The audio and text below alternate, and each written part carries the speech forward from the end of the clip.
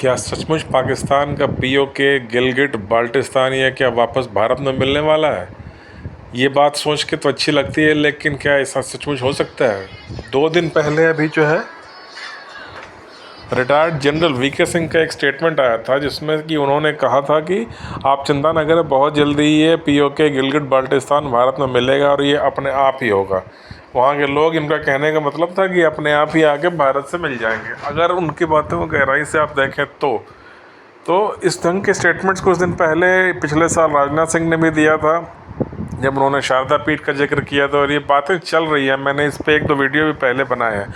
और आज की जो हालात हैं गिलगिट बाल्टिस्तान में, उसे देख के ऐसा लगता है कि लोगों का मन तो है कि आके वापस भारत में विलय करें, क्योंकि वहाँ पे वही हालत है जो पाकिस्तान में। वहाँ दिक्कत ज़्यादा है, जो तंगी है।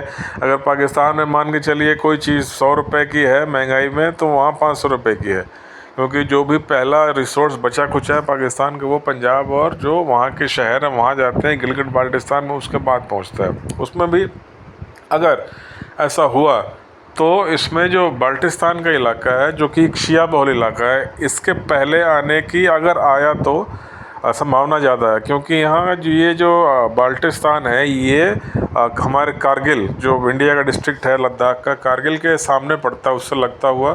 और स्कार्दू वो राजधानी एक तरह से बाल्टिस्तान की। और कारगिल में भी शिया पॉपुलेशन है, बाल्टिस्तान में भी शिया पॉपुलेशन है, जिस पे जुल्म ज़्यादा है पाकिस्तानी अथॉरिटीज़ का। तो अगर ये मिलना है तो पहले इन्हीं की तरफ से जो एक्टिविटी शुरू होगी। और अभी पिछले हफ्ते एक बहुत बड़ी रैली है, यहाँ प्रोटेस्ट हुआ था, जिसमें लोग साफ कह रहे थे कि अब कारगिल का रास्ता खोलो, हमें कारगिल में जाना है।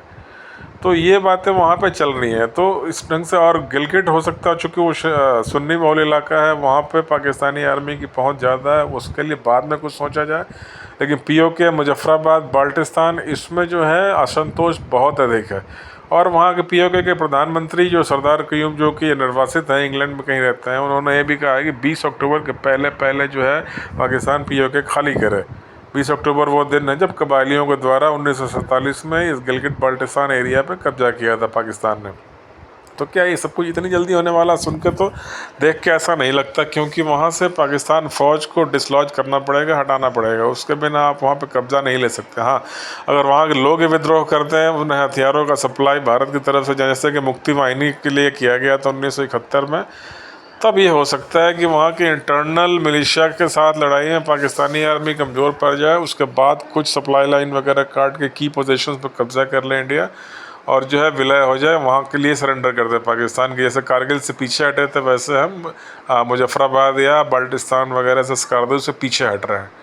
तो ये कुछ हो सकता है। हालांकि ये एक बहुत बड़ा दिवा स्वप्न है, एक वो हसीन सपने वाली बात है। व्यक्तिगत मुझे ऐसा लगता है, क्योंकि जो इंडिया की जो पॉलिटिकल सिचुएशन और भारत का जो समाज है, क्या इतने बड़े एडवेंचर पे इंडिया जाएगा? हज़ारों साल की हिस्ट्री में इंडिया कहीं बाहर तो गया नहीं है, किसी दूसरे देश पे, दूसरे की ज़मीन तो कब्जा नहीं किया है। इंडिया की ज़मीन पर बाहर के लोगों ने ज़रूर कब्जा किया हुआ है। अब ये सुनने सोचने में अच्छा लगता है, हो सकता है सरकार की मंशा भी हो, लेकिन अगर वहाँ कुछ टकराव वाली स्थिति होती है, युद्ध बढ़ता है, कुछ सैनिकों की हानि होती है, तो क्या भारत 15 दिन, 20 दिन, 1 महीने तक किसी छोटी लड़ाई को भी सस्टेन कर सकता है? यहाँ तो पहले हल्ला होना शुरू हो जाए कि हमारे इतने लोग मारे गए, इतना खर्चा हो गया, हमें नहीं चाहिए पीओके, इस लड़ाई को बंद करो। और ये भी बात है कि आपकी सेना कितनी तैयार है। अब तक सारी हमने डिफेंसिव लड़ाइयाँ लड़ी है, यानी कि किसी ने हम पे हमला किया, हमने बचा लिया अपने आप को। कभी किसी पे हमला करके जीता तो नहीं है अब। ये मैं ऐसा इसलिए कह रहा हूँ क्योंकि अभी कल कश्मीर में एक मुठभेड़ हुई थी, जिसमें कि एक ही दिन में भारत के 3 टॉप ऑफिसर, एक कर्नल, एक मेजर, एक डीएसपी, तीनों मारे गए। और इसको लेके अच्छा खासा हंगामा मचा हुआ है, हर कोई बदले लेने की बात कर रहा है। और जो देश में गुस्सा है और जो रिएक्शन है, उसे देख के लगता है कि कल को अगर कोई लड़ाई होती है पीओके बाल्टिस्तान गिलगिट लेने के चक्कर में, छोटी लड़ाई तो पॉसिबल हो सकती है। और ये छोटी लड़ाई, मेरे कहने का मतलब है, हफ्ते 10 दिन या 15 दिन की भी हो सकती है। और 15 दिन में की अगर लड़ाई हुई तो उसमें कुछ नुकसान होगा भारत का भी, ये तो मान के चलिए। तो क्या भारत की पब्लिक, मैं सेना की बात नहीं कर रहा हूँ, सेना युद्ध लड़ने के लिए ट्रेंड होती है और वो लड़ के जीत जाएगी, इसका हमें पूरा विश्वास है। लेकिन क्या वो 10 दिन, 15 दिन, 20-25 दिन भी जो है, क्या वो लड़ाई भारत की पब्लिक बर्दाश्त कर सकती है? इसने कभी देखा नहीं सोचा नहीं युद्ध का। अगर एक दो लोगों के शहीद होने से इतना हाय तौबा मचता है, तो फिर अगर 200-400-500 या मान के चलिए 1000-2000 कैजुअल्टी भी हो जाए उस लड़ाई में, तो क्या ये इंडिया की पब्लिक गवर्नमेंट को खींच के घुटनों पे नहीं बिठा देगी कि क्या ज़रूरत थी, इतने लोगों को मरवा दिया, पीओके लेके क्या करना है, ऐसा वैसा। तो इस ढंग से ऐसा लगता है कि भारत ये इस तरह का स्टेप ले नहीं पाएगा, क्योंकि पता नहीं क्यों मुझे बार बार लगता है भारत वैसा देश नहीं है जो कि किसी सोच के लिए, किसी बात के लिए कि हाँ ये मेरा है, पीओके मेरा है, या पीओके पाकिस्तान के पास जाना गलत था तो उस चीज़ को सही करने के लिए हम एक युद्ध लड़ लें, बलिदान दे दें, लोगों की बलि दे दें, वो नहीं।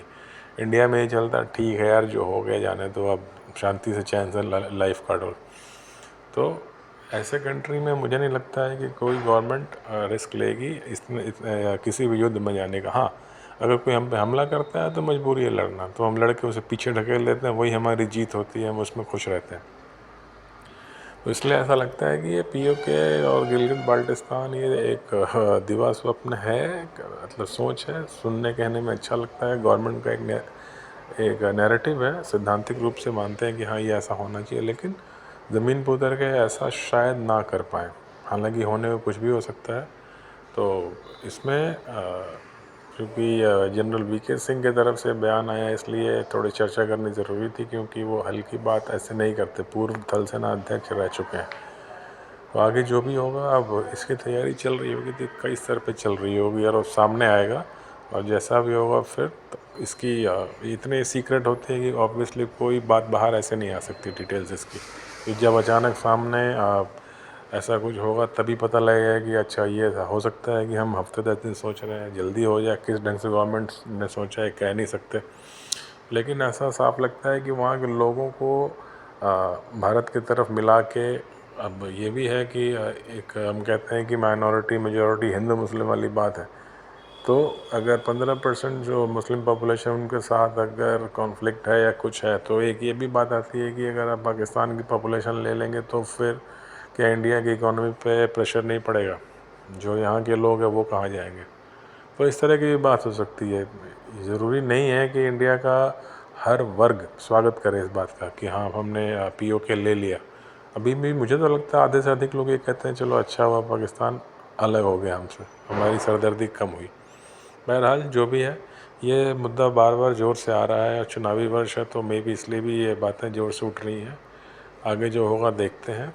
मेरे वीडियो को प्लीज़ लाइक कीजिए, सब्सक्राइब कीजिए और चैनल को शेयर कीजिए। मिलते हैं फिर बहुत जल्दी बातें नहीं पुरानी में, तब तक के लिए बहुत बहुत धन्यवाद।